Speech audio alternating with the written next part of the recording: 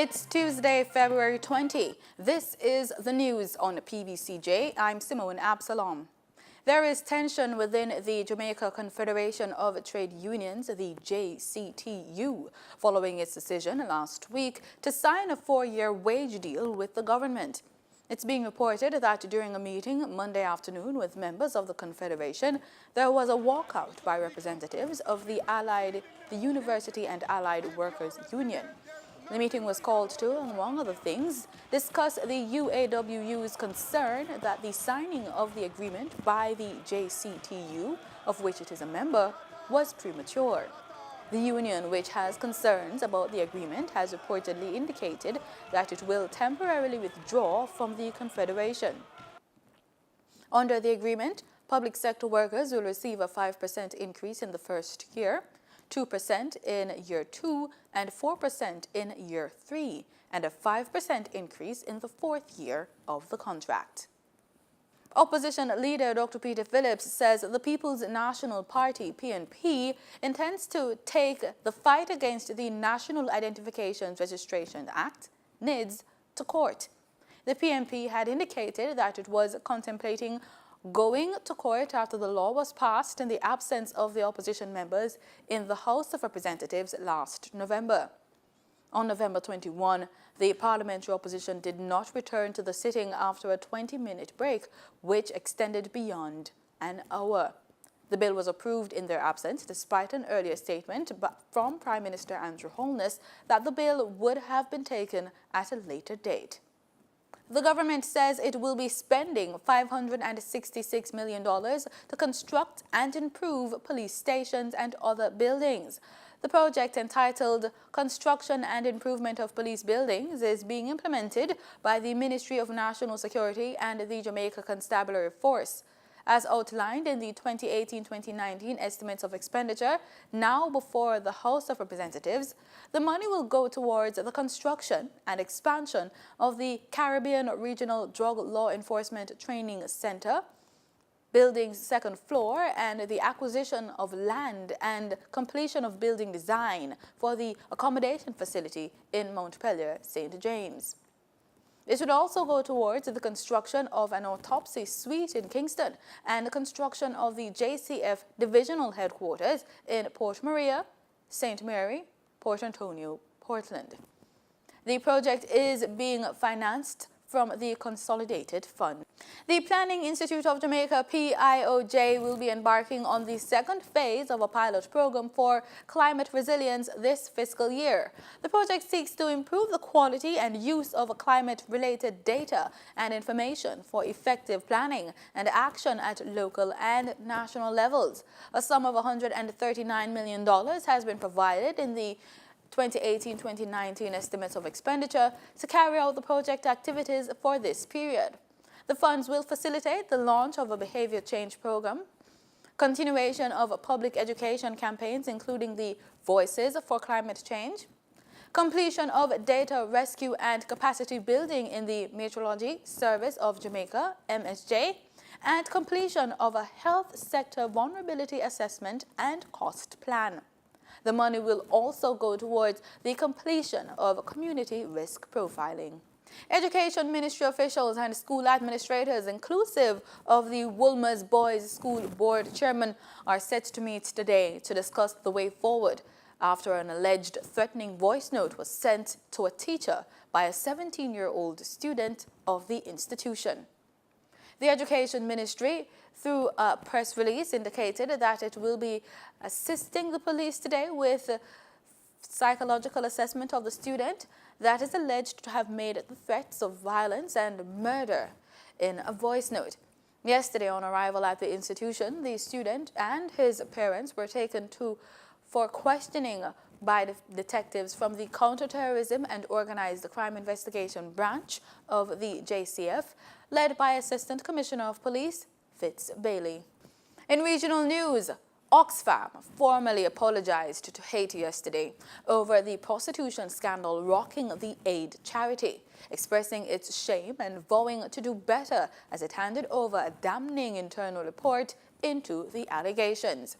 Made public earlier in the day, Oxfam's 2011 report into the behavior of aid workers sent to Haiti following a devastating earthquake, revealed that a former top official admitted to paying for sex and that 3 staff physically threatened a witness. Following a 2-hour meeting with Haitian officials, Simon Tukhurst, Oxfam's regional director for Latin America and the Caribbean, said, quote, "We came here to share the report with the minister and express our shame and apologies to the Haitian government and to the Haitian people," end quote. Country Director Roland van Hulvenmarin admitted paying for sex and was offered a phased and dignified exit of resignation if he cooperated with the inquiry. 4 staff were fired for gross misconduct, and 3 others, including Van Hulvenmarin, were allowed to quit. Details of the Haiti scandal surfaced earlier this month and have engulfed Oxfam, drawing widespread condemnation and putting its funding at risk.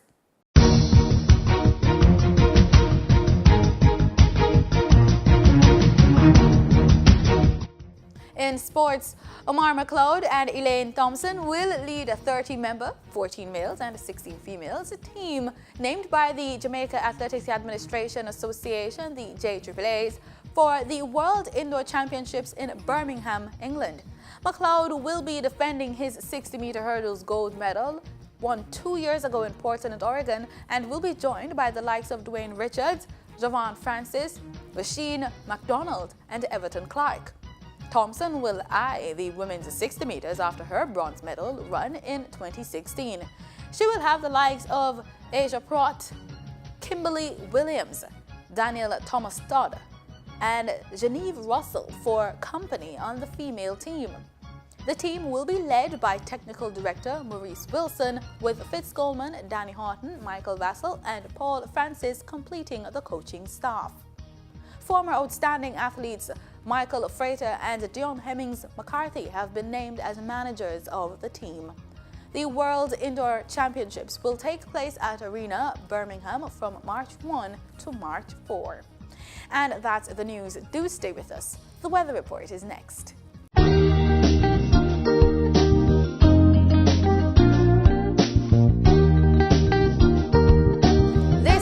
PBCJ's weather report. Thanks so much for staying with us. Let's start with our local currents. In Kingston right now, it feels like 27 degrees Celsius. It's pretty warm out, but it's actually 25 degrees Celsius with a forecast of some cloudy conditions. Humidity is set at 79%. Let's take a look at what will be happening over the next 7 days. We're looking at possibility of showers over the next week, and we're also seeing temperatures between 21 and 28 degrees Celsius for Kingston. Let's take a look at what's happening in the western end of the island. We're looking at Montego Bay, where humidity is set at 79%, wind speed southeast at 17 kilometers per hour. And we're also seeing sunny skies for Montego Bay with a chance of cloudy conditions throughout today. Let's take a look at what could happen in the next 7 days. We're looking at sunny skies with a 10% chance of rainfall for Wednesday. That goes up to 90% on Thursday. So we could expect some rainfall in certain areas in St. James. Should be pretty sunny out with cloudy conditions on Friday. And we're seeing a chance of possible rainfall as well going into the weekend. We're also seeing temperatures between 21 and 27 degrees Celsius. In Port Antonio, over there in Portland, we're seeing a 40% chance of rainfall on Wednesday. That goes up to 90% on Thursday. Going into the weekend, we could have some scattered showers in that parish. We're also seeing temperatures between 21 and 27 degrees Celsius. Let's take a look at what's happening across the island for the rest of the parishes. For today, we're seeing sunny skies in the western end of the island, but some cloudy conditions in Ocho Rios, over there in St. Anne, and over there in St. Thomas as well. We're also seeing temperatures between 27 and 31 degrees Celsius. Let's see what's happening tomorrow. Across the island, we can expect temperatures between 27 and 31 degrees Celsius. We should also expect some rainfall in the eastern end of the island and the central parts of Jamaica as well. In our regional forecast, we're expecting temperatures between 26 and 29 degrees Celsius. We're also seeing some cloudy conditions and some rainfall forecast for certain areas. We're looking at possible showers over there in Antigua and over there in Grenada. Further afield, we're looking at the United States. We're seeing sunny skies for Los Angeles with a maximum temperature of just 10 degrees Celsius, so it's going to be pretty cold out. If you're traveling to Los Angeles, Miami, we're seeing sunny skies, cloudy conditions with a maximum temperature 27 degrees. We're seeing a possible snowfall for New York and Atlanta for tomorrow. And that's it for the weather report. Thanks so much for making it PBCJ. I'm Simone Absalom. Pleasant viewing.